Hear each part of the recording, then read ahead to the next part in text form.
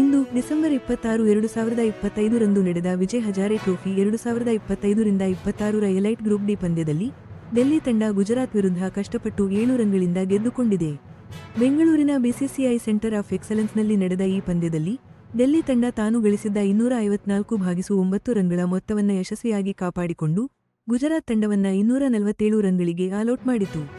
Star batsman Virat Kohli 61 ಎಸೆತಗಳಲ್ಲಿ 77 ರನ್ಗಳ ನಿರ್ಣಾಯಕ innings ಆಡಿ ಡೆಲ್ಲಿ ತಂಡಕ್ಕೆ ಆಸರೆಯಾಗಿದ್ದರು. ನಾಯಕ ರಿಷಬ್ ಪಂತ್ ಕೂಡ 70 ರನ್ಗಳ ಉತ್ತಮ ಕೊಡುಗೆ ನೀಡಿದರು. ಈ ಗೆಲುವು ಡೆಲ್ಲಿಯ ಪಂದ್ಯಾವಳಿಯ ಗೆಲುವಿನ ಹಾದಿಯಲ್ಲಿ ನಿರ್ಣಾಯಕವಾಗಿದೆ. ಇದು ಪಂದ್ಯಾವಳಿ ಮುಂದುವರಿದಂತೆ ತಂಡಕ್ಕೆ ತಮ್ಮ ಗುಂಪಿನಲ್ಲಿ ಉತ್ತಮ ಸ್ಥಾನ ಪಡೆಯಲು ಸಹಾಯ ಮಾಡುತ್ತೆ. ಈ ಪಂದ್ಯ ಕ್ರಿಕೆಟ್ ಅಭಿಮಾನಿಗಳನ್ನ ಸೆಳೆಯಿತು. ದಿನವಿಡೀ ಲೈವ್ ಸ್ಕೋರ್ಗಳು ಹಾಗೂ ಪಂದ್ಯದ ವಿವರಗಳ ಬಗ್ಗೆ ತುಂಬಾನೇ ಕುತೂಹಲ ಮೂಡಿಸಿತ್ತು.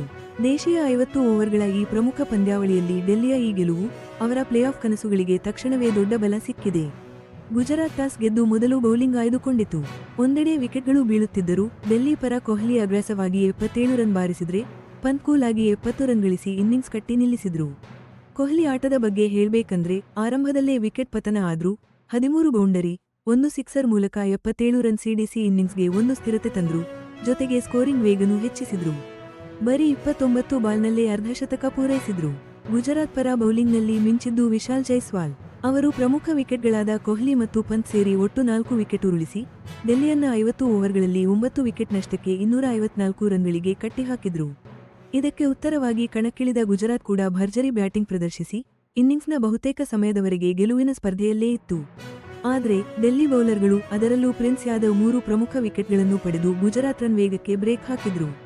ಕೊನೆಗೆ ಗುಜರಾತ್ ತಂಡ 47.4 ಓವರ್ಗಳಲ್ಲಿ 247 ರನ್ಗಳಿಗೆ ಆಲ್ಔಟ್ ಆಗಿ ಕೇವಲ 7 ರನ್ಗಳ ಅಂತರದಲ್ಲಿ ಸೋಲಪ್ಪಿತು.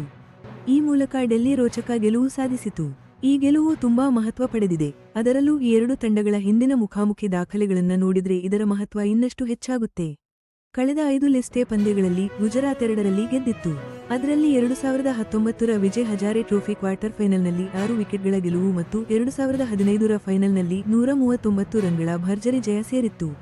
ಗುಜರಾತ್ ವಿರುದ್ಧ ದೆಹಲಿಯ ಹಿಂದಿನ ಗೆಲುವು 2013ರ ಫೆಬ್ರವರಿಯಲ್ಲಿ ನಡೆದಿತ್ತು. ಆಗ ಅವರು 8 ವಿಕೆಟ್ಗಳಿಂದ ಗೆದ್ದಿದ್ರು. ಇಂದಿನ ಈ ಗೆಲುವು ದೆಹಲಿಗೆ ಒಂದು ಮಹತ್ವದ ತಿರುವು ನೀಡಿದೆ. ಇದು ಅವರ ಆತ್ಮವಿಶ್ವಾಸವನ್ನ ಹೆಚ್ಚಿಸುವುದರ ಜೊತೆಗೆ ಎಲೈಟ್ ಗ್ರೂಪ್ ಡಿಯಲ್ಲಿ ಅವರ ಸ್ಥಾನವನ್ನು ಸುಧಾರಿಸಿದೆ. ವಿಜಯ್ ಹಜಾರೆ ಟ್ರೋಫಿ ಅಂದ್ರೆ ದೇಶೀಯ ಕ್ರಿಕೆಟ್ನ ಪ್ರಮುಖ 50 ಓವರ್ಗಳ ಸ್ಪರ್ಧೆ. ಇದು ತಂಡಗಳು ನಾಕೌಟ್ ಹಂತಕ್ಕೆ ಹೋಗಲು ಒಂದು ಮಹತ್ವದ ವೇದಿಕೆ. ಈ ಗುಂಪು ಪಂದ್ಯಗಳ ತೀವ್ರತೆ ಜೊತೆಗೆ ಪ್ಲೇಆಫ್ಗೆ ಹೋಗುವ ಲೆಕ್ಕಾಚಾರದಿಂದಾಗಿ ಈ ಟೂರ್ನಿಯಲ್ಲಿ ಪ್ರತಿ ಫಲಿತಾಂಶವು ಎಷ್ಟು ಮುಖ್ಯ ಅನ್ನೋದನ್ನ ತೋರಿಸುತ್ತೆ. ವಿರಾಟ್ ಕೊಹ್ಲಿ ಅವರ ಟೂರ್ನಿಯಲ್ಲಿನ ಪ್ರದರ್ಶನ ಮತ್ತು ಅವರು ಇರೋದು ತುಂಬಾನೇ ಗಮನ ಸೆಳೆದಿದೆ. ಗುಜರಾತ್ ವಿರುದ್ಧ ಆಡಿದ 77 ರನ್ಗಳ ಇನ್ನಿಂಗ್ಸ್ನಲ್ಲಿ ವಿರಾಟ್ ಕ್ರಿಕೆಟ್ ಇತಿಹಾಸದಲ್ಲಿ ಅತಿ ಹೆಚ್ಚು ಲಿಸ್ಟ್ ಎ ಸರಾಸರಿ ಹೊಂದಿದ ಹೊಸ ದಾಖಲೆ ನಿರ್ಮಿಸಿದ್ರು. ಆ ಮೂಲಕ ಆಸ್ಟ್ರೇಲಿಯಾದ ಮೈಕಲ್ ಬೆವನ್ ಅವರನ್ನ ಹಿಂದಿಕ್ಕಿದ್ರು. ಡೆಲ್ಲಿ ತಂಡದ ನಾಯಕ ರಿಷಬ್ ಪಂತ್ ಕೂಡ ಒಂದು ನಿರ್ಣಾಯಕ ಅರ್ಧಶತಕ ಬಾರಿಸಿ ತಂಡದ ಬ್ಯಾಟಿಂಗ್ಗೆ ಇನ್ನಷ್ಟು ಬಲ ತುಂಬಿದ್ರು.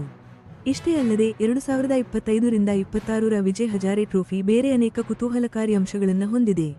ಉದಾಹರಣೆಗೆ ಉತ್ತರಾಖಂಡ್ ವೇಗದ ಬೌಲರ್ ದೇವೇಂದ್ರ ಬೋರಾ ಮುಂಬೈ ವಿರುದ್ಧದ ಇನ್ನೊಂದು ಪಂದ್ಯದಲ್ಲಿ ಭಾರತದ ನಾಯಕ ರೋಹಿತ್ ಶರ್ಮಾ ಅವರನ್ನ ಗೋಲ್ಡನ್ ಡಕ್ಗೆ ಔಟ್ ಮಾಡಿ ಸುದ್ದಿಯಾಗಿದ್ರು.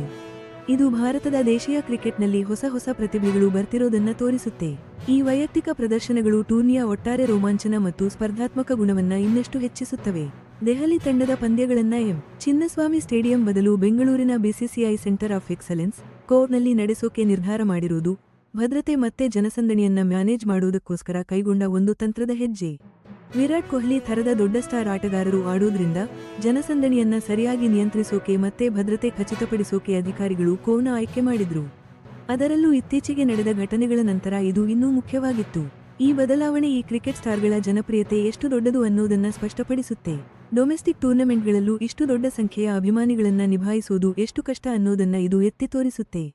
ಇನ್ನು ಡಿಸೆಂಬರ್ 24, 2025ರಿಂದ ಜನವರಿ 18, 2026ರವರೆಗೆ ನಡೆಯೋ ವಿಜಯ್ ಹಜಾರೆ ಟ್ರೋಫಿ ಅನುಭವಿ ಅಂತಾರಾಷ್ಟ್ರೀಯ ಆಟಗಾರರು ತಮ್ಮ ಫಾರ್ಮ್ ಕಾಯ್ದುಕೊಳ್ಳೋಕೆ ಮತ್ತೆ ಹೊಸ ಪ್ರತಿಭೆಗಳು ಗುರುತಿಸಲ್ಪಡುವುದಕ್ಕೆ ಒಂದು ಪ್ರಮುಖ ವೇದಿಕೆಯಾಗಿ ಮುಂದುವರಿಯುತ್ತೆ.